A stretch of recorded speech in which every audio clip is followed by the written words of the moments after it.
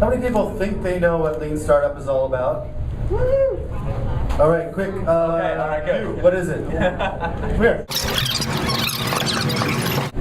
Okay, Lean Startup, what is it? 30 seconds, go. Lean Startup is the customer development process combined with Agile, combined with sort of free open source platforms, maybe not so much open source, but platform thinking. Or another way to put it is lean thinking applied to the startup process, which means optimizing around reducing wasted time. Focus, Dave. Focus. Mr. Ries, agree or disagree with that description? That was actually extremely well done. That's, Thank you. that's the textbook. That's very good. Yeah, thank you for that. Survived the first drill. That's right. All right, get the fuck out of here. This is our show. Thank you for that. Getting to value faster for your customers. Yeah, that's definitely right. And in fact, if you think about the lean movement in general, we call it the lean startup because of its connection to these principles that are drawn from lean manufacturing in an earlier era. The question was, how do you distinguish between value-creating activities and wasteful activities? Anyone recently have a board meeting where they talked about milestones? Anybody? Willing to admit it now? Yeah. I think everybody's hand should probably be up because most of the board meetings I've been in, we're talking about whether the product is on time, on budget, on schedule. Which product?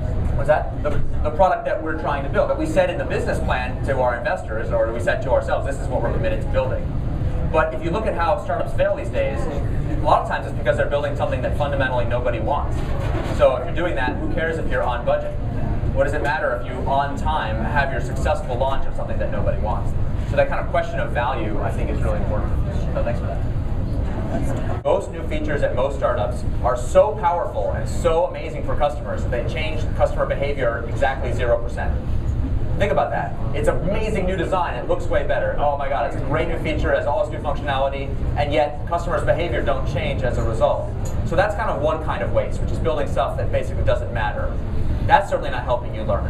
But then kind of moving up the pyramid, all right, even if I can make a better landing page and it increases my conversion rate, in a startup, why do I even care about that? Why do we want to have a higher conversion rate? We only want to have a higher conversion rate if, by raising that conversion rate, it validates one of our core assumptions or hypotheses about the business model. And it could be that your assumption of the conversion rate isn't actually helping the customer. Exactly right. Exactly right. In fact, if the business model depends on having a 1% conversion rate, and we already have a 1% conversion rate, then making 1.1% is a complete and total waste of time. What we need to do is figure out, well, what are the other assumptions in our business plan that we need in order to grow this business to the destination that we think works? And then we need to start attacking those problems. So one of the dysfunctions you see in startups is to start to focus on micro-optimization way too early, when there are still big, big macro questions that remain. Features are like having sex. You make one mistake and you have to support it for life. Yes?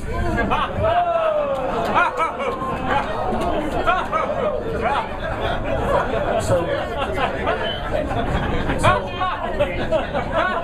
it is true. I don't agree with that. Like, we can abort features all the time. Like pro-life or something with your feature selection. This is Texas. We don't abort anything. I'm not pro-life. I've seen some of you guys late at night. You've aborted a lot of stuff. Basically, we did a lot of testing with both Quick, motherfucker. You gotta get to the point. the emails that we sent out, the landing pages people land on, and we essentially got 5 to 10x increase in people converting and starting to use our product. Okay, that's great. That's a very specific metric. Thank you very much. But the question in the here and now is, what can we do as entrepreneurs to increase our odds of success? That's the one and only question that really matters. And there isn't going to be definitive academic research on that question yet, right? The only thing we can do is experiment and test, and then share with each other what's working and what's not working. Right. So I would start from maybe other principles, which is the current state of software development working so fucking well that you want to keep doing what you're doing? And then let's progress to the point of here is a new theory which has been around for maybe a year or two. We don't really have a lot of data on this yet. So I would not even try to defend whether Lean Startup actually does work or not. We're trying to intrigue you to start creating the sample set that will actually prove the point. And we may not actually have the data right now. I want to be really clear. We do not have the data. You guys are extreme early adopters. You are literally visionary customers of this thing called the Lean Startup. Woo! Yeah. Thank you very much for being here. Your support is incredible. It means everything to me. Don't get too high on your own farts. Seriously, most of you are gonna fucking fail. So just because you're losers and fail doesn't mean lean startup doesn't work. It's really key that we understand that the goal is to be efficient with regard to learning, not necessarily with regard to any form of linear execution. So if we're executing a linear plan, that we're planning to ship something and not measure what happens, it's true. It might be true that, like I often hear engineers say this all the time, wait a minute, I could code faster, I can get the product out sooner if I don't have to measure anything. So how can I afford to measure? Which just in case, here's what I think that means. That means I could drive faster if I just close my eyes and slam on the accelerator, right? Which is true, you can increase your speed that way. But of course our goal is not to have the car go as fast as possible, like God forbid off a cliff, but instead to get to our destination as fast as possible. And so we have to start changing our thinking from like outputting the most code that we can to learning the most about what customers are ultimately going to want. So what you're saying is you start by making your decisions based on some data. Yes, so to start, I would say that hypothesize a customer segment and a customer lifecycle that has some definable conversion metrics. Probably not too many. I might suggest 3. Probably not more than 5 or 7, but up to you, right? And then you say, okay, I think the customer might do this, or I want the customer to do this, right?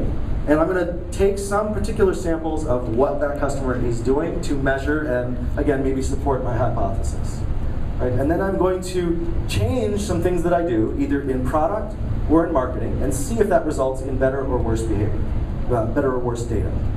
And then make some decisions. You can learn the whole theory of the lean startup by teaching yourself any of its specific practices. So all you need is to start with continuous deployment, with 5 whys, with split testing, with customer development. You can start anywhere and find your way to the truth. That's my belief. But choosing the right place to start depends on where you are in the following hierarchy. We already said that the first fundamental thing is learning to tell the difference between value and waste. So this idea of validated learning about customers. If you're defining your progress according to milestones, the first thing to do is to get into a learning mindset and out of a linear execution mindset. Once you've done that, then you can start to eliminate wasteful activities that have nothing to do with learning, right? So half the time we're writing specification documents and making schedules to demonstrate that we'll have some progress according to some predetermined plan. You can eliminate all those activities because they generate no value, they generate no learning, which is the kind of value we're looking.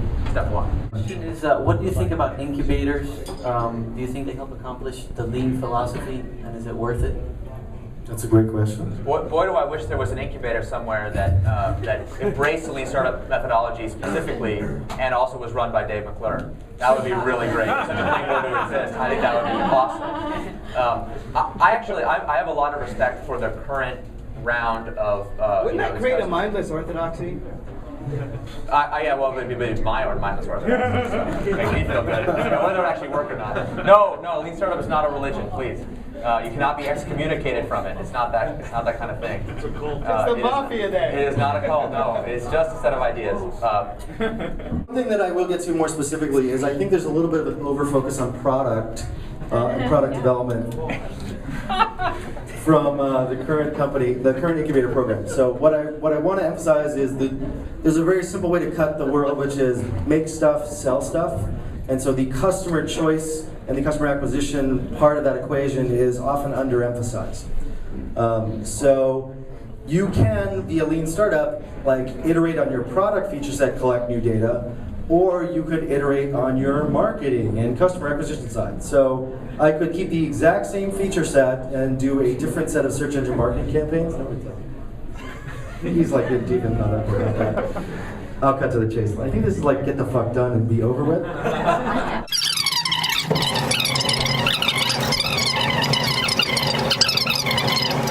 Do we have anybody from Chargify who'd like to make a brief statement before we cut to the chase? Yes, you? Interview this guy.